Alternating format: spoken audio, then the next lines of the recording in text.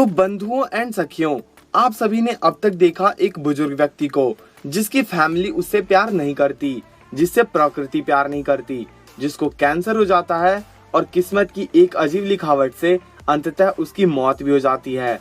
लेकिन फिर वह एक साइबॉर्ग के शरीर के साथ जीवित हो जाता है।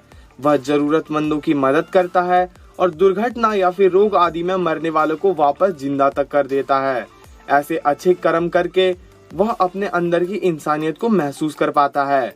और आपने यह भी देखा कि उसी के साथ मृत होने वाले हीरो शिशिगामी, जिसके पास भी साइबॉर्ग की शक्तियां आ जाती है, लेकिन वह उन शक्तियों का दुरुपयोग करता है और इंसानों की हत्या करके उसकी जान लेके उसे एक इंसान जैसा प्रतीत होता है। इसके बाद दोनों अपने अपने रास्ते पे चल रहे होते हैं। हीरो अनजान लोगों के घर में घुस के उन्हें मार रहा होता है और इनुयाशी एक प्रेमी प्रेमिका के जोड़े की सहायता कर रहा होता है एक याकुजा से बचने में। लेकिन शिमेजिमा नामक याकुजा फुमिनो का प्रेमी सातोरू की हत्या कर देता है और इनुयाशी को गोली मार के चला जाता है। शिमेजिमा के जाने के थोड़ी देर बाद जब इनुयाशी होश में आता है, उसके अंदर की रोबोटिक मैकेनरी उसे वापस उठा देती है।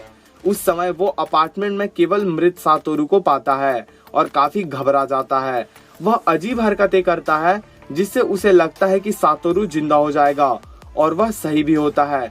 सातोरू की धड़कन एक बार फिर चल पड़ती है। फिर इनुयाशी अपने शरीर के इलेक्ट्रॉनिक मशीन्स के मदद से शिमेजिमा को ट्रेस कर लेता है और उसके पास चला जाता है। लेकिन शिमेजिमा इनुयाशी को गोलियों से मारता है। लेकिन फिर इनुयाशी उठता है और अपने रोबोटिक शरीर की मैकेनिकल ताकत से शिमेजिमा को कई मुक्के मारता है। शिमेजिमा एक याकुजा मीटिंग में होता है और उसके कहने पर वहां के सब याकुजा इनुयाशी को गोलियों से भून देते हैं। फिर उसकी बॉडी खुद की रक्षा के लिए विचित्र से उपकरणों को बाहर निकालती है और एक प्रकाशमय बीम सब याकुजा को भेद देती है, जिससे वह सभी जिंदगी भर के लिए अपंग बन जाते हैं। इनुयाशी उनकी जान नहीं लेता है, लेकिन उन्हें अपंग बनाकर छोड़ता है। फिर इनुयाशी फुमिनो को खोज के सातोरू से वापस मिलवा देता है। इसके बाद दुनिया भर में केवल हीरो द्वारा किए गए मर्डर्स की चर्चा हो रही होती है। न्यूज वाले बात करते हैं कि कैसे रैंडम हाउसेस में घुसकर किसी ने सरेआम हत्या कर दी, और वो भी गोली मार के बिना किसी हथियार के। यह न्यूज हीरो का दोस्त एंदो देखता है और उसे यह देखकर काफी बुरा महसूस होता है। लेकिन फिर इसी के साथ वह एक और न्यूज देखता है जो कि इनुयाशी के बारे में होती है। कैसे हॉस्पिटल में गंभीर अवस्था में रहने वाले मरीज अचानक से ठीक हो रहे हैं। पहले एंदो सोचता है कि क्या हीरो लोगों की मदद भी कर रहा होता है, लेकिन फिर वह इस निष्कर्ष पर आता है कि कोई और व्यक्ति है हीरो के ही जैसा, जो कि अपनी शक्तियों का इस्तेमाल लोगों की सहायता के लिए कर रहा है। तब एंदो नाटक करता है जैसे कि उसकी कोई हत्या करना चाह रहा है और वह खूब तेजी से चिल्लाने लगता है। तभी इनुयाशी उसके घर पर आ जाता है। फिर एंदो और इनुयाशी दोनों आपस में बात करते हैं, जिससे एंदो को पता चलता है कि इनुयाशी ही याकुजा के ग्रुप्स पर हमला करके उन्हें अपंग बना दिया था और वही हॉस्पिटल में मरीजों को स्वस्थ बना रहा है। फिर इनुयाशी कहता है कि मैं लोगों की मदद इसलिए कर रहा हूँ क्योंकि मैं खुद को एक जान लेने वाली मशीन के रूप में नहीं मान सकता। तब एंदो बोलता है कि आपके अंदर जितनी इंसानियत है उतनी मैंने किसी के अंदर नहीं देखी। फिर यह दोनों मिलकर हीरो को रोकने का फैसला लेते हैं। इसी समय हीरो के क्लास की एक लड़की सियोन वातानाबे हीरो के प्यार में गिर जाती है और उसे अपने प्यार का इजहार कर देती है, लेकिन वो उसे धन्यवाद बोल के चले जाता है। इसके बाद हीरो अपने पिता के दूसरी बीवी और बच्चों से मिलने जाता है और अपने सौतेले भाई का जन्मदिन मनाता है। फिर वह अपने माँ के पास वापस चला जाता है। रात को दोनों सोने ही वाले होते हैं कि उसकी माँ हीरो को बताती है कि उसे पैनक्रियाटिक कैंसर है, जो कि उसके लंग्स तक फैल चुका है और वो 1 महीने में मरने वाली है। ऐसा कह के वो फूट फूट के रोने लगती है। यह काफी दर्दनाक सीन रहता है। भले ही हीरो ने कितने गलत काम किए हो, हम लोगों को उस पर तरस आ ही जाता है। तभी एक करिश्मा हो जाता है। हीरो को अपनी औपचारिक शक्ति का पता चलता है और वो अपनी माँ का कैंसर ठीक कर देता है। इसी दौरान इनुयाशी एंदो के साथ एक कबाड़ के मैदान में जाकर अपनी संहारिक शक्तियों का इस्तेमाल करने लगता है। अगले दिन हीरो अपनी माँ से बताता है कि वो अपनी पार्ट टाइम नौकरी के पैसों से एक अपार्टमेंट लेने जा रहा है। वो अपनी माँ के साथ उधर पहुंचता भी है और उसे कहता है कि वो अपनी नौकरी छोड़ दे। इसी दौरान इनुयासकी और आंदो एक अस्पताल में जाकर किसी गंभीर बीमारी से पीड़ित बच्चे की जान बचा लेते हैं। फिर हम देखते हैं कि हीरो और उसकी माँ टीवी देख रहे होते हैं और हर न्यूज चैनल पर केवल हीरो द्वारा किए गए सीरियल किलिंग्स की खबर चल रही होती है। तभी उसकी माँ कहती है कि मैं ऐसी हत्या करने वाले व्यक्ति के माता पिता से मिलना चाहूंगा। और हीरो पूछता है कि अगर ये मैंने किया होगा तो उसकी माँ बोलती है कि शायद मैं तुम्हारे साथ मर जाऊंगी। रात को हीरो को एक सपना आता है।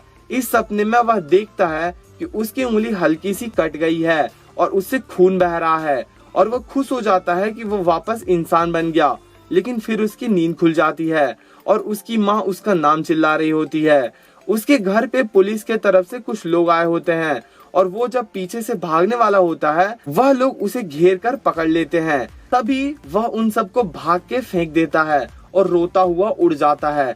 यह सब देख के उसकी माँ खूब रो रही होती है। हीरो एक रैंडम जगह पर उतरता है और अपनी शक्तियों से अपनी आंखों में ही स्क्रीन प्रोजेक्शन से न्यूज चैनल देख रहा होता है और उसे पता चलता है कि उसकी पहचान एक कातिल के रूप में पुलिस और भी सभी लोगों को हो गई है।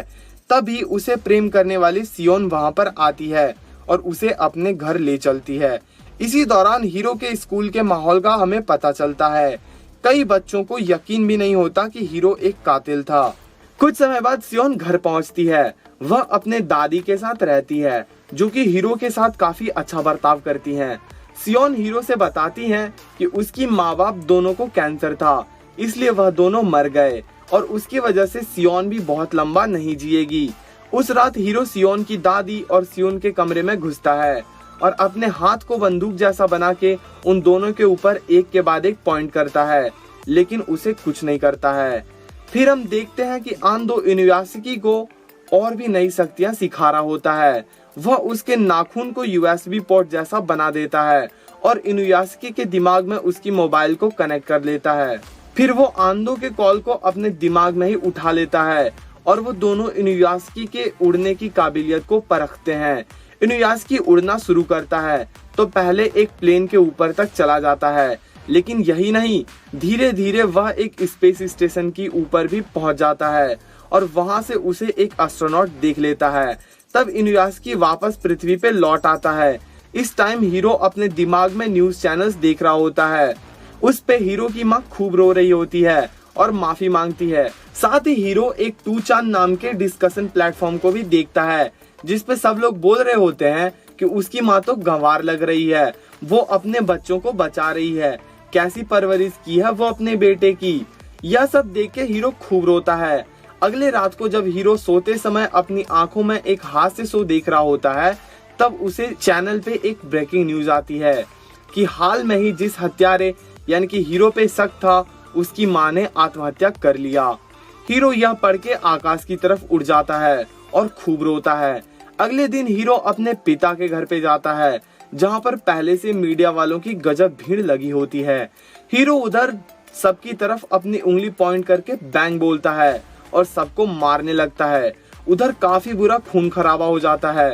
हीरो अपने हाथों से ऐसे करता है जैसे वो एक राइफल पकड़ा हो और फिर वो चिल्लाता है डा डा डा डा डा डा, जैसे कि उस राइफल से गोलियां निकल रही हो। और फिर सही में कई रिपोर्टर्स अचानक से घायल होकर गिर जाते हैं।